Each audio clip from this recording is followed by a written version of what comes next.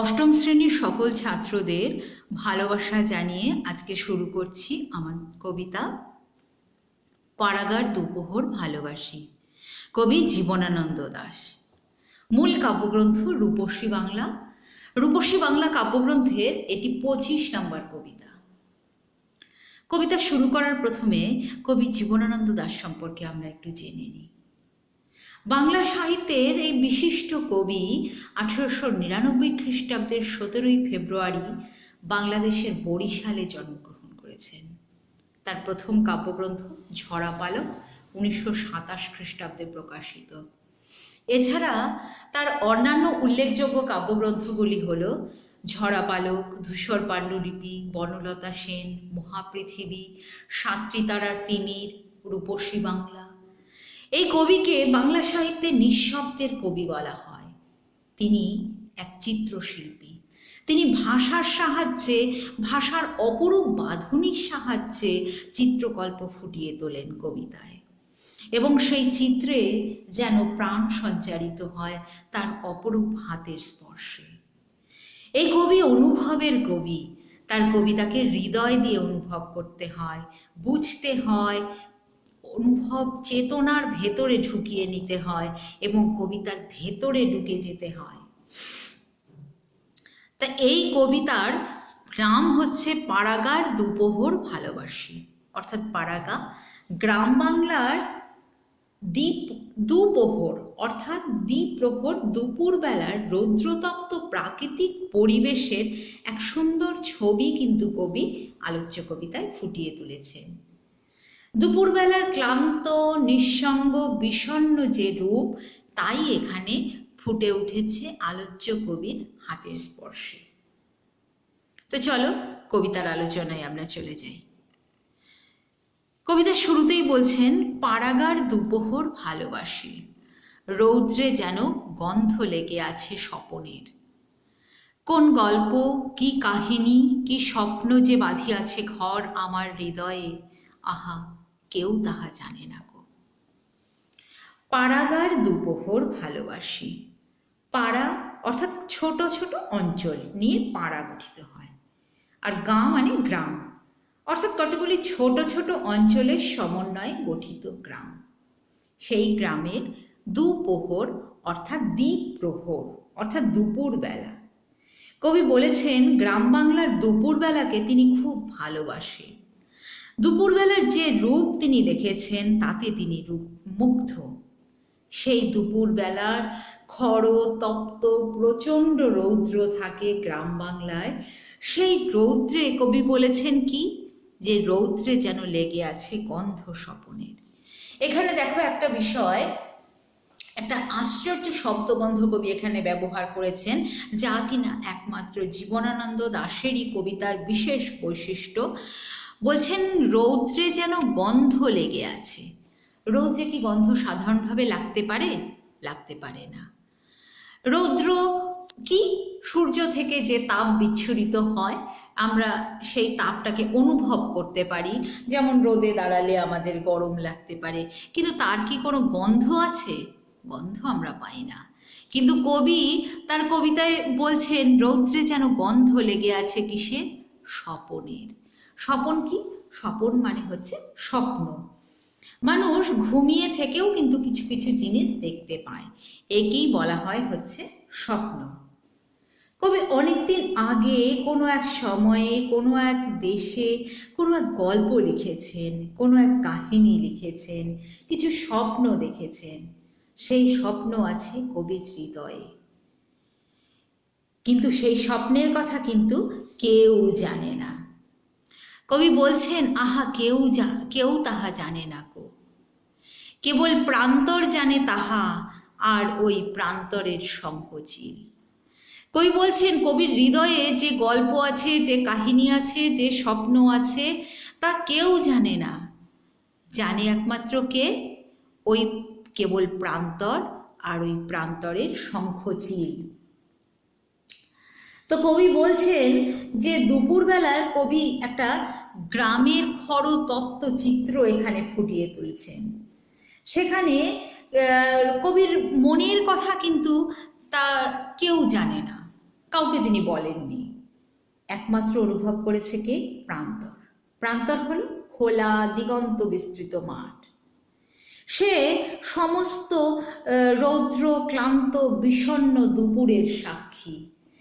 কারণ গ্রাম বাংলায় গাছের ছায়া সুশীতল আবহাওয়া একটি সুন্দর ঠান্ডা বাতাবরণ তৈরি করে, কিন্তু যেগুলো খোলা মাঠ সেগুলো রৌদ্রের তীব্রতা, তীব্র দাবদাহ, খরা ইত্যাদির সাক্ষী হয়ে থাকে। এই মুহূর্তটা অর্থাৎ দ্বিপ্রহরের এই তীব্রতা জানে কে? জানে সেই খোলা মাঠ। কবি বলছেন, কবি পাড়াগার সম্পর্কে যে চিন্তা ভাবনা, যে স্বপ্ন, যে কাহিনী, যে গল্প তা জানে, সব জানে একমাত্র সেই মাঠ। আরও একজন সেই কথা জানে, সে কে? সে হলো ওই প্রান্তরের শঙ্খচিল। এখন তোমাদের মনে প্রশ্ন আসবে, শঙ্খচিল কি? শঙ্খচিল হলো শাঁখের মতো, অর্থাৎ শঙ্খের মতো সাদা এক ধরনের চিল। সেই সাদা চিল জানে কবির জন্ম বৃত্তান্ত, কবির হৃদয়ের কথা, দীর্ঘদিন ধরে কবির মনের যে অনুভূতি, অর্থাৎ দ্বিপ্রাহরিক অনুভূতির যে কথা, তা জানে শঙ্খচিল। অর্থাৎ দীর্ঘদিন একসাথে থাকতে থাকতে প্রান্তর ও প্রান্তরের শঙ্খচিল কবির মনের কথা জেনে গেছে। কে তা বলেছেন? কবি জীবনানন্দ দাশ তা লিখেছেন। তাই তিনি বলেছেন, জানে কে? জানে একমাত্র তার ওই প্রান্তরের শঙ্খচিল আর সেই প্রান্তর। কবি এখানে কিন্তু এক জন্মের কথা বলেননি। গ্রাম বাংলার জন্মান্তরের প্রবহমান সময়কে দীর্ঘকালের বা আবহমান কালের সাথে মিলিয়ে দিয়েছেন কবি, এবং তাই কবি বলেছেন প্রান্তর ও প্রান্তরের শঙ্খচিলের কথা। তারপরে কবি কি বলছেন? কবি বলছেন যে যেন ঢের যুগ ধরে কথা শিখিয়াছে হৃদয়, স্বপ্নে যে বেদনা আছে, শুষ্ক পাতা, শালিকের স্বর, ভাঙা মঠ, নকশা পেরে শাড়িখানা মেয়েটির রৌদ্রের ভেতর হলুদ পাতার মতো সরে যায় জল সিঁড়িটির পাশে ঘাসে। কবি এখানে কয়েকটা শব্দবন্ধ কিন্তু আবার তুলে ধরছেন। বলছেন স্বপ্নে যে বেদনা, অর্থাৎ কবি যে স্বপ্ন দেখেছেন তার ভেতরেও একটা বেদনা আছে, দুঃখ আছে। দুপুরবেলা কবির কিসের দুঃখ, কিসের কষ্ট, এখানে আমাদের মনে প্রশ্ন জেগেছে। তো কবি বলছেন যে শুষ্ক পাতা, শালিকের স্বর, ভাঙা মঠ, এগুলো প্রত্যেকটাই কিন্তু জীবনের দুঃখের প্রতীক। শুষ্ক পাতা জীবনের দুঃখের প্রতীক, কারণ সে গাছ থেকে ঝরে পড়েছে, অর্থাৎ তার জীবন শেষ হয়ে গেছে, সে জীবন শেষ হয়ে যাওয়ার প্রতীক। যখন গ্রীষ্মকালে প্রচুর খরা সৃষ্টি হয়, তখন গাছের পাতাগুলো শুকিয়ে গাছের নিচে ঝরে পড়ে যায়, যা দেখে কবির মনে হয় বেদনার উদ্রেক করে। অপরদিকে শালিকের স্বর, শালিক পাখি দুপুরের প্রচণ্ড প্রবল তীব্রতায় খরতপ্ত ক্লান্ত হয়ে তেষ্টায় তার গলা শুকিয়ে যায়, তখন সে তেষ্টায় চেঁচায়। এরপর বলছেন ভাঙা মঠ, অর্থাৎ মন্দির, রৌদ্র দগ্ধ হয়ে মন্দির ফুটি ফাটা হয়ে গেছে, অর্থাৎ যা কিনা প্রাচীন মন্দির, যা কিনা এককালে প্রাচুর্যের প্রতীক ছিল, আজ তা ভাঙা মঠে পরিণত হয়েছে। অর্থাৎ এখানে একটা সমস্ত কিছুর মধ্যেই একটা বেদনার ছবি ফুটে উঠেছে। এই সব ভিন্ন ভিন্ন চিত্র, এই চিত্রগুলোর মধ্যে প্রত্যেকটাতেই আছে একটা বেদনার দৃশ্য। এরপর কবি বলছেন যে নকশা পেরে শাড়িখানা মেয়েটির রৌদ্রের ভেতর হলুদ পাতার মতো সরে যায়। নকশা পেরে শাড়ি পরেছে একটা মেয়ে, সেই মেয়েটি গ্রাম্য একটা বালিকা, নকশা পেরে শাড়ি পরে সে রৌদ্রের ভেতর দিয়ে যাচ্ছে। নকশা পেরে শাড়ি অর্থাৎ শাড়ি যেই শাড়িটার পাড়ের মধ্যে নকশা রয়েছে।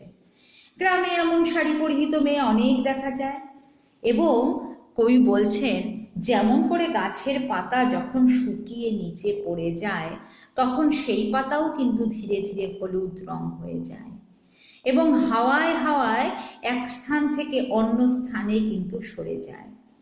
কবি এখানে শুষ্ক পাতার সাথে মেয়েটির তুলনা করেছেন, যে কিনা দুপুরবেলা নকশা পেরে শাড়ি পরে এক স্থান থেকে অন্য স্থানে সরে চলে যায়। কোথায় চলে যায়? কবি বলছেন যে জলশিরি নদীর পাশে, অর্থাৎ বাংলাদেশের একটা সুন্দর নদী হচ্ছে জলশিরি। মনে করা হচ্ছে মেয়েটি যেন সেই নকশা পেরে শাড়ি পরে সেই জলশিরি নদীতেই জল আনতে যাচ্ছে। এর পরের প্যারা, জলশিরিটির পাশে ঘাসে শাখাগুলো নুয়ে আছে বহুদিন, ছন্দহীন বুনো চাল তার জলে তার মুখখানা দেখা যায়।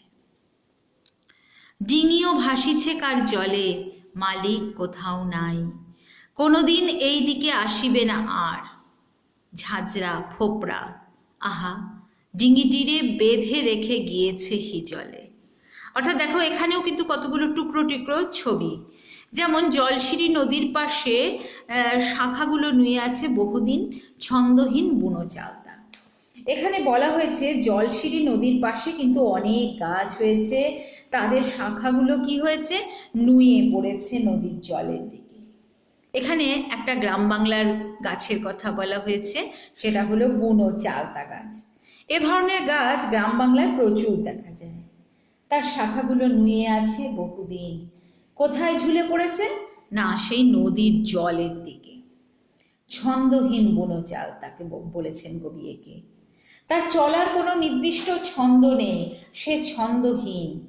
গাছের ধরন সাধারণত কি হয়, গাছের ধরন হয় সাধারণত সে ওপরের দিকে ওঠে, এখানে কিন্তু সে ছন্দ ভঙ্গ করেছে। যেদিকে তার যাবার কথা সেদিকে সে না গিয়ে নদীর দিকে তার শাখাগুলো নুয়ে পড়েছে, অর্থাৎ সে ছন্দ ভঙ্গ করেছে, যেদিকে তার যাবার কথা নয় সেদিকেই সে চলে গেছে। তারপর কবি বলছেন কি, জলে তার মুখখানা দেখা যায়।